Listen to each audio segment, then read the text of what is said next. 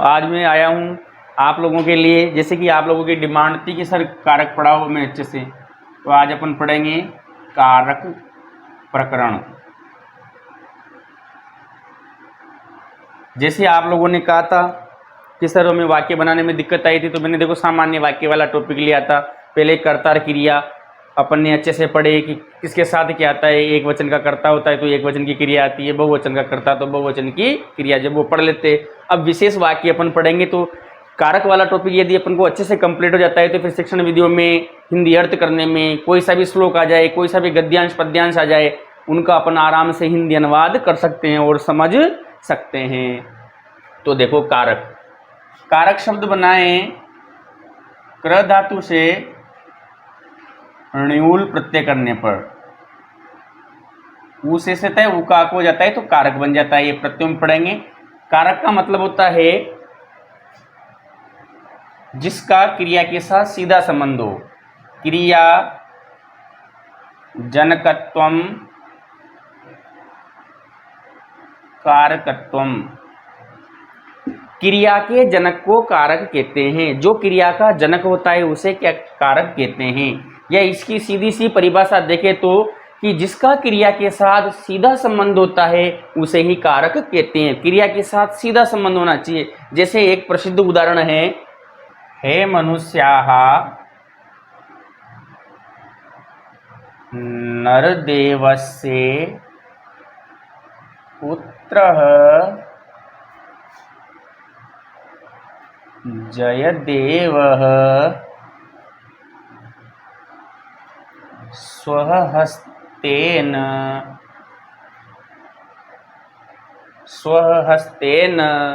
भो मनुष्या नरदेवस्य पुत्र जयदेवः स्वहस्तेन कोशात्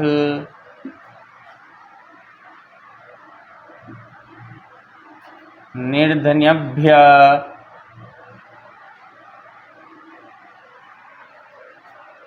धनम ददाति। देखो ये इस उदाहरण के माध्यम से अपन समझते हैं।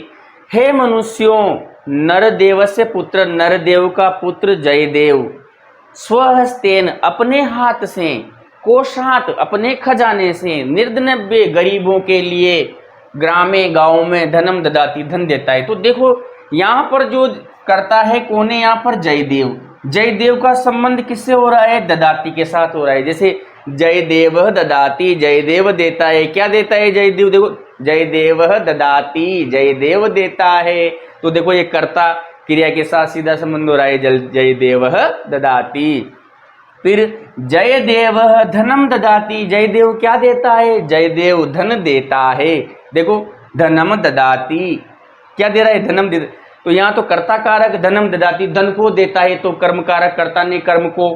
फिर स्वहस्तेन ददाती, अपने हाथ से देता है। किससे देता है, अपने हाथ से देता है। हाथ से, हाथ से साधन हो गया तो तृतीय विभक्ति होगी स्वहस्तेन।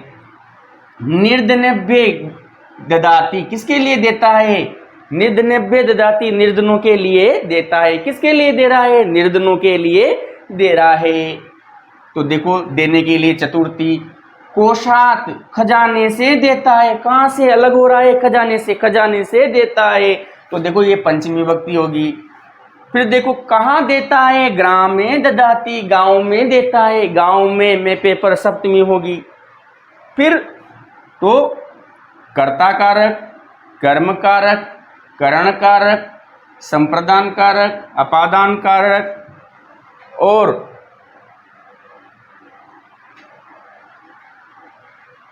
अपादान कारक और ये अधिकरण कारक। ठीक है, तो 1 2 3 4 5 6 कारक 6 होते हैं। नरदेवस्य, ये क्या है, नरदेवस्य ददाती, नरदेव का देता है। कौन दे रहा है, पुत्र। तो ये तो करता है जयदेव।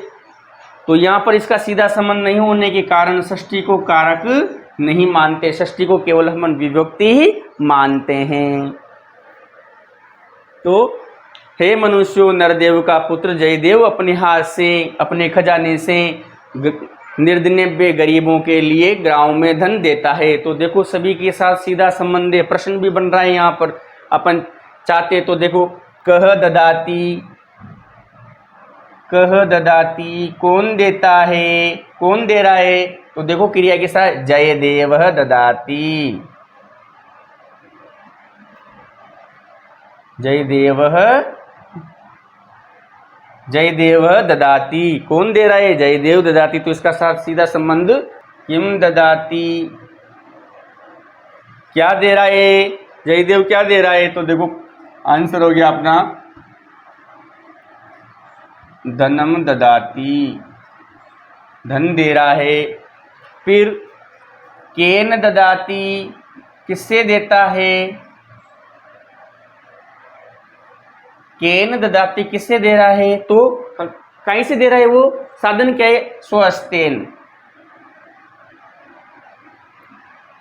स्वहस्तेन।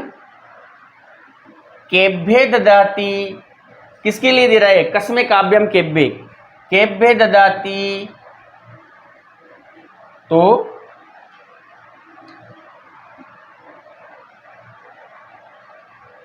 निर्धनेभ्य ददाती, किसके लिए दे रहा है, निर्धनों के लिए दे रहा है। फिर कुत्र ददाती, कुत्र यानी कहाँ, कुत्र ददाती कहाँ दे रहा है, तो ग्रामे ददाती,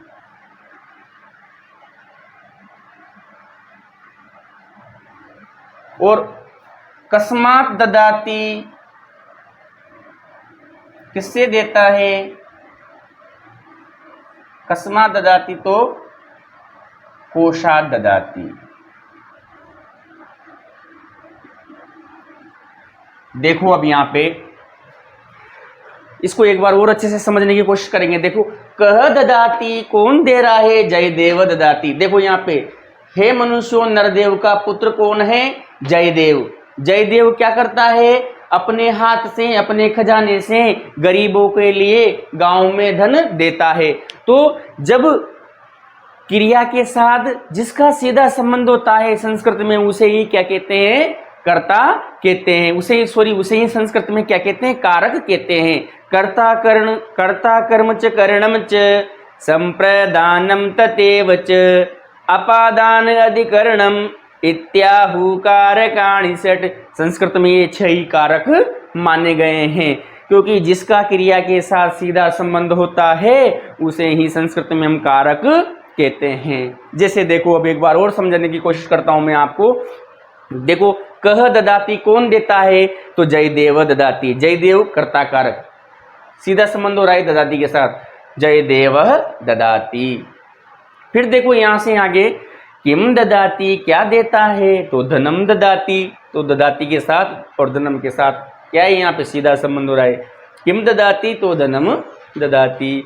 केन ददाती, किससे देता है, तो स्वहस्तेन ददाती, अपने हाथ से देता है। तो कर्ता कारक, कर्म कारक, स्वहस्तेन करण, करण कारक। केभ्ये ददाती, किसके लिए देता है, तो निर्धनेभ्ये ददाती। केभ्ये ददाती, निर्धनेभ्ये ददाती, निर्धनों के लिए देता है। फिर कस्मात ददाती, कहां से देता है, तो स्वकोशात, अपने खजाने से देता है। तो देखो क्रिया के साथ सीधा संबंध, अपने खजाने से जब अलग होगा तो पंचमी विभक्ति, तो कोशात ददाती। फिर कुत्र ददाती, कहां पर देता है, तो ग्राम में ददाती, गांव में देता है। तो कर्ता के साथ सीधा संबंध होने के कारण इन सभी में क्या है, कारक, इन सभी के साथ इनका संबंध होने के कारण ये कारक कहलाए। कर्ता कारक, कर्म कारक, करण का कारक, करण, संप्रदान, अपादान और अधिकरण कारक। और देखो यहाँ पे नरदेवस्य ददाती, नरदेव का क्या देता है, ये तो पुत्र दे रहा है, जयदेव दे रहा है, तो इसमें प्रथमा विभक्ति कर्ता कारक हो गया, इसका कोई संबंध नहीं होने के कारण इसको कारक नहीं मानते। तो देखिए प्रिय छात्रों, लाड लो आगे कि कारक कितने होते हैं, 6। तो देखो एक बार, कर्ता,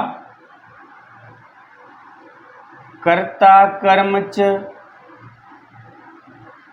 करणम च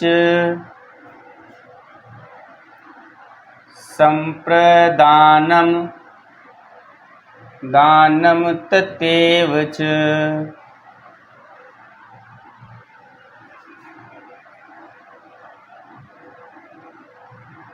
अपादानमधिकरणम्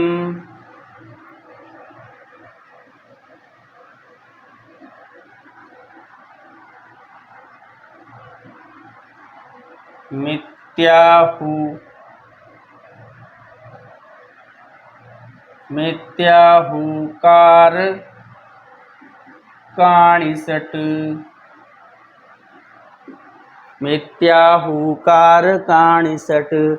तो संस्कृत में ये कितने कारक हैं? 6 कारक है। कौन कौन से? कर्ता कारक, कर्म कारक, करण कारक, संप्रदान कारक, अपादान कारक,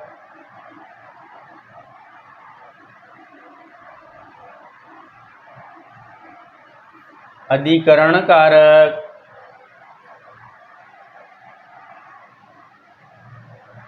तो ये संस्कृत में कितने कारक है? 6। तो जिसका क्रिया के साथ सीधा संबंध होता है उसे ही कारक कहते हैं। और संस्कृत में कितने कारक कहलाए? ये 6। एक बार इनका अभ्यास भी करो, कैसे याद रह जाएंगे ये।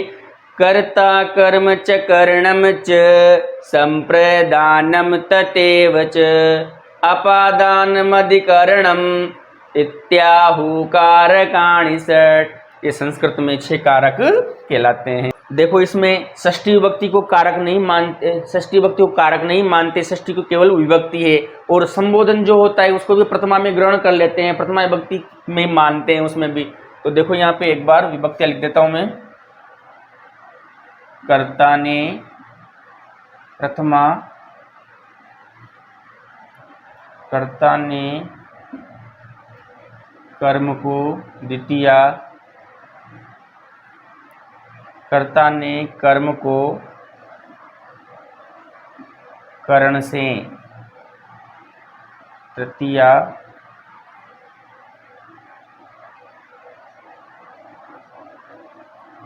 संप्रदान के लिए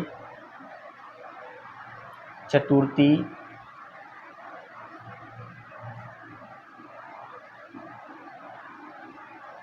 अपादान से अलग होने पर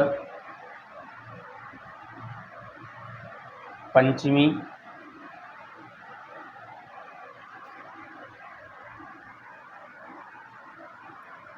संबंध काके की, रारेरी,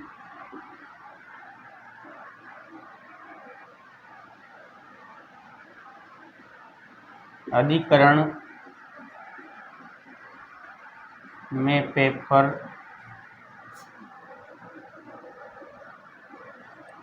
संबोधन है, हो, अरे।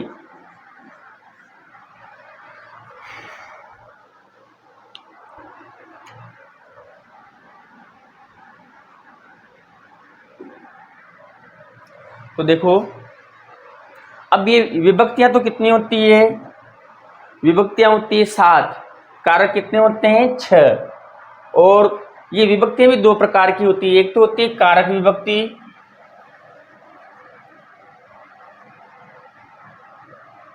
और एक होती है उपपद विभक्ति।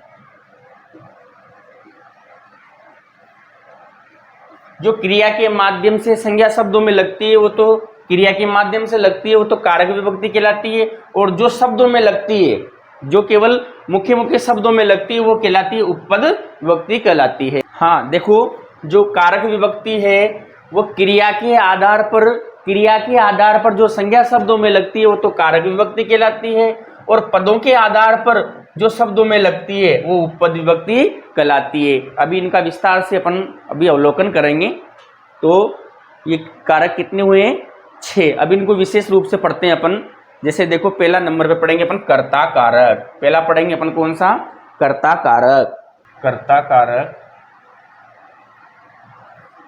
इसका चिन्ह है ने, ऐसे सूत्र है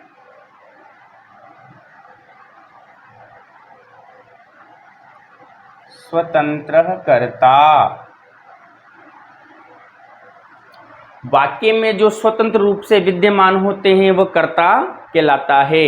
जैसे देखो अपन ने सामान्य वाक्यों में पढ़े थे कि जैसे वह पढ़ता है, वह पढ़ता है। अब कौन पढ़ रहा है? वह, तो क्या आ जाएगा? सह पठति। अब कौन पढ़ रहा है? वाक्य में कौन पढ़ रहा है? वह, तो वह क्या है? स्वतंत्र है, तो सह पठति। इसकी जगह से राम पढ़ता है, राम पढ़ता है, तो रामः पठति। और जैसा कर्ता वैसी क्रिया। कर्ता यदि अपन ने सामान्य वाक्य में पढ़ा था कि जैसे कर्ता प्रथम पुरुष का तो क्रिया भी प्रथम पुरुष की, क्रिया उत्तम पुरुष का तो क्रिया उत्तम पुरुष की, तो फिर कर्ता भी उत्तम पुरुष का। तो जिस पुरुष और जिस वचन का कर्ता होता है उसी पुरुष और उसी वचन की क्या कहलाती है? क्रिया आती है। ठीक है, तो ये स्वतंत्र। अगला सूत्र आता है अपना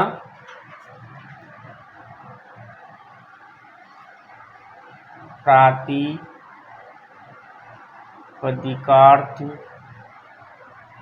लिंग परिमाण वचन मात्रे प्रथमा। प्रातिपदिक लिंग परिमाण वचन मात्रे प्रथमा। प्रातिपदिकार्थ लिंग परिमाण वचन मात्रे प्रथमा। देखो तो प्रातिपदिक मात्र में, प्रातिपदिकार्थ में, लिंग मात्र में, परिमाण मात्र में, ये मात्र शब्द सभी के साथ है। वचन मात्र में, इन सभी में प्रथमा विभक्ति होती है। जैसे प्रातिपदिकार्थ का मतलब है कृष्णः, श्री और ज्ञानम, ये लिए हैं।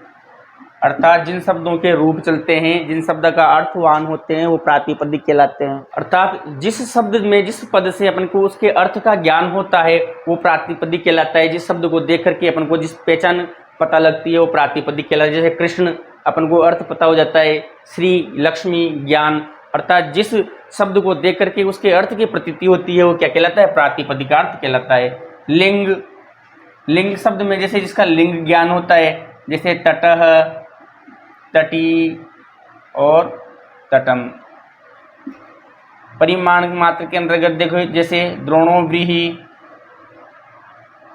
बाल्टी भर चावल। नाप तोल, परिमाण का मतलब नाप, वचन का मतलब संख्या, जैसे एक दो बहव।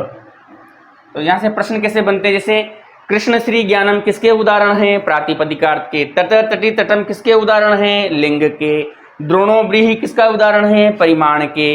एक दो बहव ये किसके उदाहरण हैं? संख्या के। जैसे किसी का संबोधन, संबोधन में भी प्रथमा विभक्ति होती है। जैसे हे प्रभु आनंद, हे प्रभु, हे राम, हरे कृष्णा, हे लते, इन सब में कौन सी विभक्ति होती है? प्रथमा विभक्ति ही होती है। अब प्रथमा विभक्ति जैसे और किस किस में होती है? जैसे किसी का नाम लेते हैं अपन, नाम में भी प्रथमा विभक्ति होती है। जैसे हे कृष्ण, हे राम, हे मोहन, हे सोहन, तो संबोधन में भी कौन सी विभक्ति होती है? प्रथमा। या फिर जैसे किसी का नाम पुकारने पर, जैसे राम आओ तो राम, राम जाओ, मोहन खेलो, तो इनमें प्रथमा विभक्ति होती है। किसी का नाम पुकारने में, बुलाने में प्रथमा विभक्ति होती है। अगला आता है अब कर्म कारक।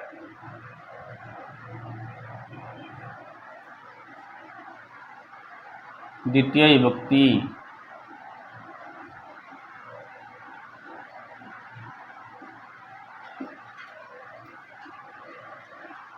देखो सूत्र है कर्तुः रिप्सित तमम कर्म। कर्तु कर्ता,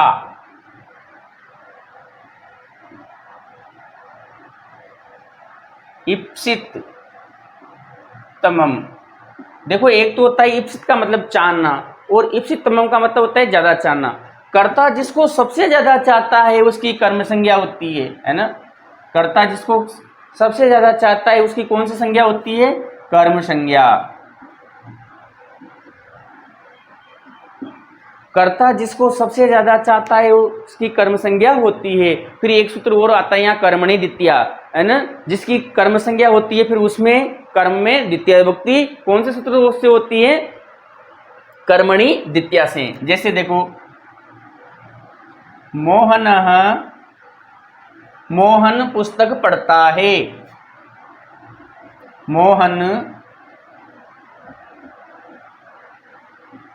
मोहन पुस्तक पढ़ता है। कौन पुस्तक? कर्ता कौन है यहाँ पर? मोहन।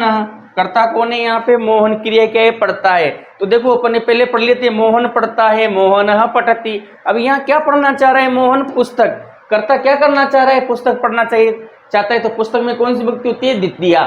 तो पुस्तक के रूप किसकी तरफ चलते हैं? फल की तरफ। फलम फले फलानी, फलम फले फलानी। तो प्रथमा द्वितीय एक जैसी आती। तो मोहनः पुस्तकम पठति। मोहन क्या पढ़ना चाह रहा है? पुस्तक। अब एक पुस्तक पढ़ता है मोहन, तो पुस्तकम बहुत सारी पढ़ना चाहता है, तो पुस्तकानि पठति।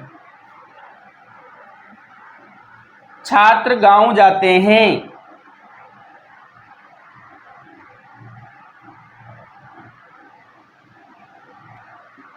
अब छात्र कितने सारे? बहुत सारे। तो क्या जाएगा?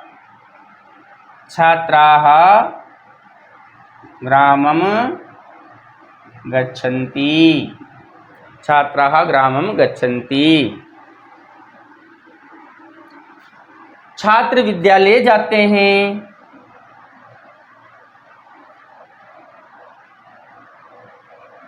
अध्यापक विद्यालय जाते हैं। अब देखो कर्ता कौन है इसमें? अध्यापक। कितने सारे हैं अध्यापक? बहुत सारे। तो क्या जाएगा? अध्यापकाः विद्यालयम गच्छन्ति। जाते तो क्या जाएगा? गच्छन्ति। तो कहाँ जाना चाह रहे हैं अध्यापक? अभी विद्यालय। तो कौन सी विभक्ति है इसमें? द्वितीया। कर्ता जिसको सबसे ज्यादा चाहता है तो उसमें कौन सी विभक्ति आती है? द्वितीया। यहां देखो छात्र कहाँ जाना चाह रहे हैं? छात्र गांव में जाना चाह रहे हैं, तो ग्रामम द्वितीया। कर्ता जिसको सबसे ज्यादा चाहता है तो उसमें कौन सी विभक्ति होती है? द्वितीया।